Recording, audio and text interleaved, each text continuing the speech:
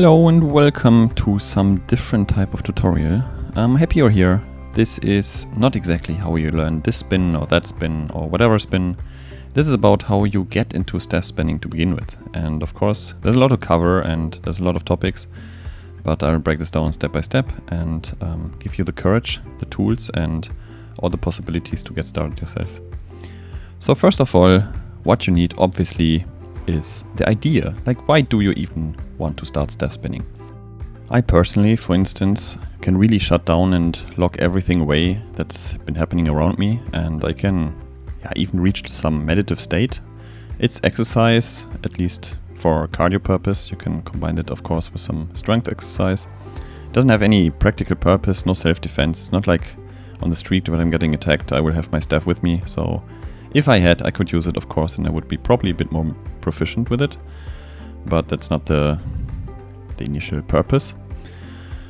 So yeah, once you found your idea and may just be one of the ones that I just mentioned or something else, you are already very equipped to start. But to complete the equipment, you of course need a staff. And that can be accomplished by just purchasing something online. Usually there's bigger delivery websites or even martial arts stores in your area. They may also deliver from further away.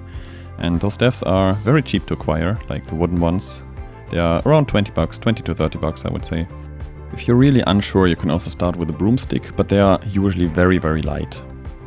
For the beginning, I can definitely recommend you to aim for a weight of around 0.5 to 0.8 kilograms. If you're not very tall, let's say below 170, I can recommend shorter staffs. Both staffs may be too long for you to start with. You can obviously also get used to them, but there's Jo or Cho staffs that you can use. And they will be available in the same stores, of course, also online. And they usually come with nice bags to transport them to places where I can practice. And with that, we're on the next point, because you obviously need a place. That could be anywhere where you have enough space, of course, like a garden, a backyard, a forest, a meadow, a park. Just make sure that there are no people in direct contact, not walking too close to you. Maybe it's something more of a lonely place, that's even more ideal. And once you've found such a place, the next step will be building the courage. And that is by far the hardest part in this exercise. And even when recording this, I had multiple attempts of explaining it properly. Yes, as it is with everything you learn from scratch, you will be making mistakes. And people don't know what you're doing, which makes it even harder for them to understand that failure here is part of the process as well. You for yourself have to know that, of course, failing will help you achieve your goal. You will get better, you will learn from your mistakes. And if others ask, what are you doing or why are you doing that, just prep your answer. For me it is, I'm doing something that fulfills me, that is meditative, that is a workout, and it is like dancing. It has no practical purpose, just looks aesthetic, and I like it. It's my hobby, I taught it to myself, and I enjoy it so much that I want to do it every day. There will be moments where you will be hurting yourself with a stick, and you will be hitting yourself, and there will be people seeing you while you do that, and they will giggle, and you can just laugh it off with them. Everyone should know that failure is a part of learning, and it's a learning experience, learning process, and it's totally natural to happen. Speaking of which, we have to talk about safety. Since you're spinning a piece of wood, it obviously doesn't always go easy on you. So there are a few things to consider when you start staff spinning.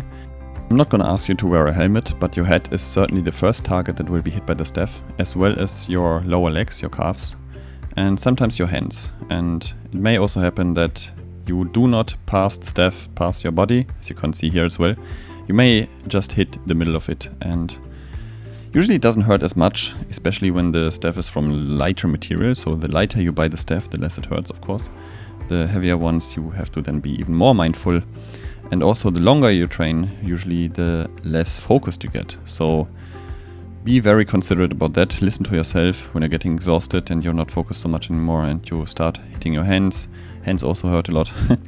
Then try to take a break or keep going the next day and make sure you're not getting injured seriously. I never had that happen to me in more than almost 2 decades of spinning. So it's not very dangerous, to put this in perspective, but you should always be considerate no matter what you do.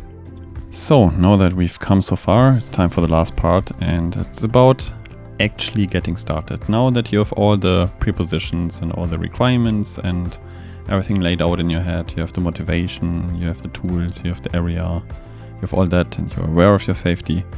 Then of course you have to start somehow. And I know, as for everything that's very unusual to do and very unnatural to do, it's of course to start with comfort. That's the best way to do something like this. So I have a certain spin, it's my basic spin. You can also find it as a tutorial on my channel, of course.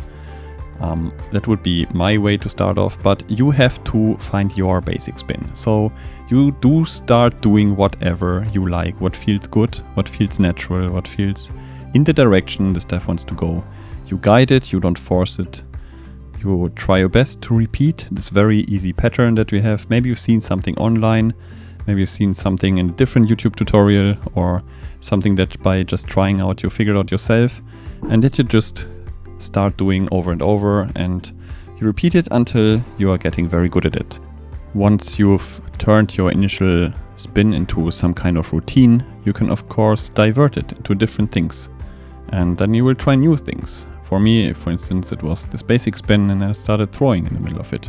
That would be my next move. Or I would try something completely different, and then I would try to connect those two.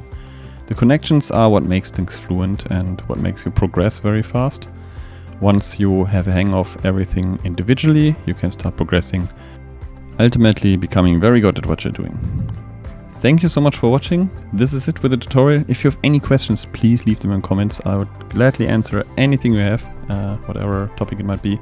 And also ideas for new videos, whatever you want me to do, whatever tutorial you want me to do, please let me know. Until then, keep spinning, keep it up. Thanks, bye.